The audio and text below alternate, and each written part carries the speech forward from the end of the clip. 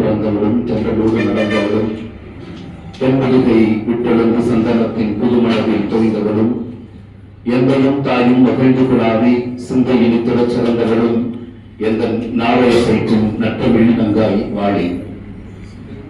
காவிரி கவித்தமிழ் முற்றம் என்கிற ஒரு அமைப்பை நிறுவ வேண்டும் என்கிற ஒரு எண்ணம் வந்தபோது நிச்சயமாக அப்படிப்பட்ட ஒரு நிகழ்வை தொடர்ச்சியாக ஒரு அமைப்பை நம்மால் நடத்த இயலுமா என்கிற ஒரு உள்ளூர அச்சம் ஏற்பட்ட வேளையில் இங்கு இருக்கக்கூடிய பெருமக்கள் நாங்கள் அரங்கத்திற்கு எங்களுடைய அன்புக்குரிய மாணவர் தம்பி தங்கையோரோடு வருவதற்கு முன்பே இந்த அரங்கத்தில் வந்து அமர்ந்திருந்த ஐயா கோவிந்தசாமி ஐயா அவர்கள் எங்களுடைய அத்துணை செயல்பாடுகளையும் தன்னுடைய செயல்பாடுகளாக கருதி எங்களை வேறாக நின்று ஊக்குவித்துக் கொண்டிருக்கக்கூடிய முதுதமிழ் எழிலரசி அம்மா கேத்ரின் அம்மா அவர்கள், அதை போல வந்திருக்கக்கூடிய ஒவ்வொரு பெருமக்கள், ஒவ்வொரு நிகழ்விலும் அடுத்து நாம் என்ன செய்ய போகிறோம் என்பதை திட்டமிட்டு வழிநடத்தக்கூடிய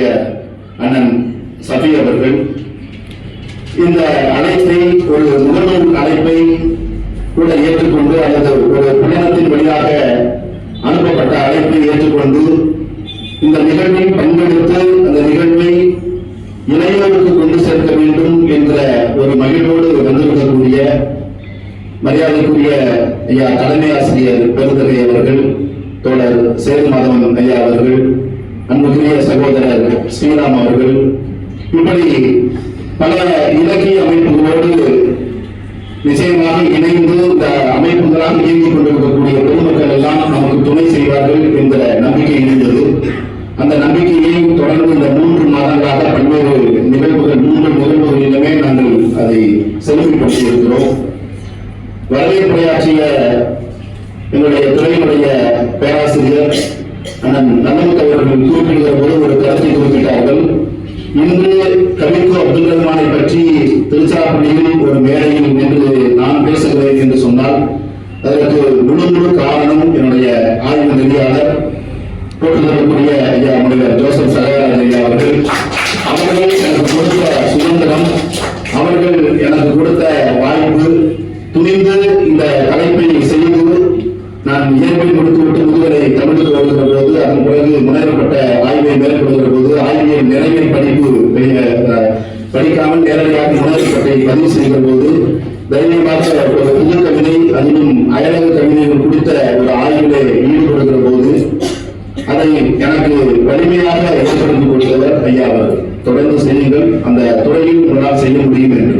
அதனால்தான் தொடர்ந்து ஏறக்குறைய 20 ஆண்டுகளுக்கு மேலாக அந்த துறையிலே தொடர்ந்து இயங்க முடிந்திருக்கிறது. பல சூழல்களுக்கு பிறகு திருச்சிராப்பள்ளி தூய வளநாடு கல்லூரியில் ஒரு நிரந்தர பணியிடத்திற்கு பிறகு திருச்சிராப்பள்ளியை நடுவமிட்டு ஏதேனும் பணி செய்ய வேண்டும் என்கிற ஒரு எண்ணம் ஏற்பட்ட போது கவிதைக்கான அமைப்பு, வீரமாமுனிவருக்கான ஒரு ஆய்வு களம் என்கிற இரண்டையும் ஒருங்கிணைத்து இந்த காவிரி கவித்தமிழ் முற்றத்தை பதிவு செய்து அதை தொடர்ந்து செயல்படுத்திக் கொண்டிருக்கிறோம். இந்த ஒரு பின்னணியோடு இந்த கவிக்கோப்புடைய ஞானத்தால் விரிந்த வானம் அப்படிங்கிற அந்த நிகழ்வுக்கு வர்றதுக்கு முன்னாடி ஐயா சொல்றப்ப சொன்னாங்க, அவர் சமயத்தினுடைய குடும்பத்தோடு திருச்சிராப்பள்ளியுடைய எல்லா நிகழ்வுகளிலும் வந்து பங்கேற்கக்கூடிய ஒரே தம்பதினாங்க. நாங்கள் 2 தம்பதி வந்துட்டு இருக்கோம். ஒன்று என்னுடைய அன்பு சகோதரர் ஸ்ரீராம், அன்பு தங்கத்தோடு வந்து நாங்கள் 2 பேரும் தான் குடும்பத்தோட வந்துகிட்டு இருக்கோம், பிள்ளைங்களோட வந்துகிட்டு இருக்கோம். அதனால அதை நீங்க போய் மறக்கக்கூடாது, எங்களை எல்லாரையும் நீங்க பதிவு பண்ணிடணும். இன்னைக்கு பிள்ளைங்க அவர் கூப்பிட்டு வந்த ஆன்ஸ் எழுதினா நாங்கள் 2 பேரும் தான் குடும்பத்தோடு எங்களோட குடும்பத்தோடு நாங்கள் வெளியிருந்திருக்கிறோம் அப்படிங்கிற செய்தியை நான் பதிவு செய்து கொள்ள விரும்புகிறேன். 2வது அண்ணன் சபை பேசும்போது 25வது நிகழ்வுக்கு கூப்பிட சொன்னாரு. ஆனா 25 நிகழ்வுக்கு நீங்க இருப்பீங்க, அதனால எந்த மாற்று கருத்தும் கிடையாது. 25 நிகழ்வுகளுக்கும் நீங்கள் எங்களோட இருந்தால் தான் நாங்கள் 25 நிகழ்வு நடத்த முடியும். ஒரு 5 நிகழ்வுகள் திட்டமிட்டு இருக்கோம். அந்த திட்டமிட்ட நிகழ்வுகள் 25 நிகழ்வுகளும் இதே போல அரங்க கூட்டமாக நடைபெறாது. அதுதான் நாங்கள் இந்த செயற்குழு கூட்டத்தில் முடிவெடுத்தது. இது வந்து முதல் நிகழ்வு அப்படிங்கிற ஒரு கவியரங்கம் அப்படின்னு திட்டமிட்டோம். ஒரு நிகழ்வு வந்து அடுத்தடுத்து இருக்கும். இயக்குனர் பிருந்தா சாரதி வந்து ஒரு கவிக்கோ குறித்த ஒரு அற்புதமான ஒரு குறும்படம் எடுத்திருக்காங்க. அதனால இயக்குனர் பிருந்தா சாரதி திருச்சிக்கு வருகையில் இருந்து அவரோடு இணைந்து அந்த படத்தை திரையிடல் செய்து அது தனியாக செய்ய முடியாது, அதுக்கு நம்ம பெரிய ஒரு பிரிவு பெற்ற மாதிரி வேணும். அது மாதிரி மற்ற அமைப்புகளோடு இணைந்து தான் செய்ய முடியும். அதனால வந்து அவர் நிறைய பேர் வந்து பேசணும். அவர் கலந்துரையாக தயாராக இருக்காரு. தேவைப்பட்டால் இயக்குனர் சீனு ராமசாமி போன்ற இயக்குநர்களும் வருவதற்கு தயாராக இருக்கிறார்கள். அப்ப கவிக்கோ குறித்த திரையிடல் அதை வச்சு ஒரு விவாதம் அல்லது ஒரு கலந்துரையாடல், அது ஒரு திட்டம். மாணவர்களுக்கு தமிழுக்கு முதலில் கவிதையை கைகூட்டுவதை அறிமுகப்படுத்திய ஐயா அமுதபாரதி தலைமையில் ஒரு 2 நாள் கைகூ பயிலரங்கம் கொண்டு திட்டமிட்டிருக்கோம். அப்புறம் ஒன்று வந்து அடுத்த இதழ் வந்து இந்த நம்முடைய கவிமுற்றம் ஆய்வு இதழ் வந்து அடுத்த இதழ் 2வது இதழ் வந்து கவிக்கோ அப்துல் ரஹ்மானுக்கான ஆய்வு கட்டுரைகள் தாங்கிய இதழாக இந்த அடுத்த மாதம் வரும். மாணவருக்கான ஒரு பேச்சு போட்டி, கட்டுரை போட்டி என ஒரு 5 நிகழ்வு திட்டமிட்டிருக்கோம். அதை போல தொடர்ந்து இந்த நிகழ்வுகள் வந்து அப்படி போயிட்டு இருக்கும். நம்ம நிகழ்வு போவதை பொறுத்து இருக்கும். அதனால வந்திருக்கக்கூடிய இளைஞர்கள் கவிக்கோ அப்துல் ரஹ்மானை நான் தெரிந்து கொள்ளணும் அப்படின்னு ஆசைப்படக்கூடிய இளைஞர்கள், உங்களுடைய நண்பர்கள், இது மாதிரி இருக்கக்கூடிய ஆர்வலர்களை தயவு செஞ்சு அந்த ஒரு இது இருக்கும், அதை தயவு செஞ்சு பதிவிட்டுருங்க. உங்களுடைய பெயர் பதிவிட்டுருங்க. அந்த வாசல் குழுவையும் இணைந்துள்ள அதை தம்பி டோனி, இந்த உங்க சஞ்சய், உங்களுக்கு தெரியாது, மற்றவங்களுக்கு தெரியுமா தெரியல, ஆசிக் டோனி, சஞ்சய், ராசிம், அரசி, வசீர், இவங்க 5 பேரும் அந்த குழுவை நிர்வகிப்பாங்க. எனக்கு முன்னோடு கூட இருப்பாங்க. என்னோட பிரபு தம்பி பிரபு இவங்க அந்த குழுவில் இணைஞ்சு சேர்ந்து செய்வாங்க. அதாவது நீங்கள் உங்களுடைய அப்துல் ரஹ்மானை குறித்த இருக்கக்கூடிய தோழர்களை இந்த குழுவோடு இணைத்து ஒரே குழுவாக அந்த இளைஞர்கள் கட்டாயம் எல்லாருமே இருக்கணும். சரியா? அதுதான் இப்ப நான் சொல்ல வேண்டிய விஷயம். அந்த அடிப்படையில் இந்த நிகழ்வுக்கு வருகின்றக்கூடிய அனைவரையும் அந்தோடு நான் பாராட்டுகிறேன். முதலில் நம்முடைய நிகழ்வுக்கு தலைமையேற்றிருக்கக்கூடிய முகமது சஃபி அவர்களை அரங்கில் பாராட்டுவதற்கு அம்மா கேப்டன் அவர்களை அன்போடு மேடைக்கு அன்போடு அழைக்கிறேன்.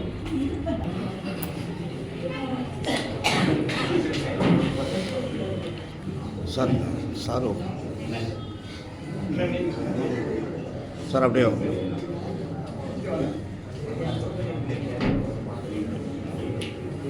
சார் இங்கே வரும்.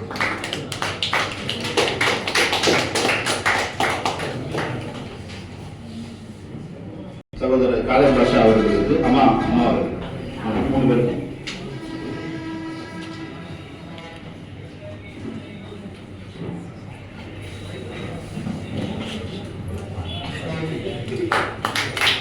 சார் இங்கே சார்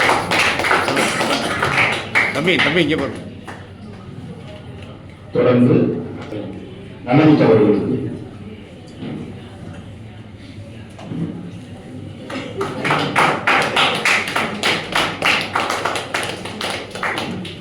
ஐயா கோவிந்தசாமி ஐயா அவர்களுக்கு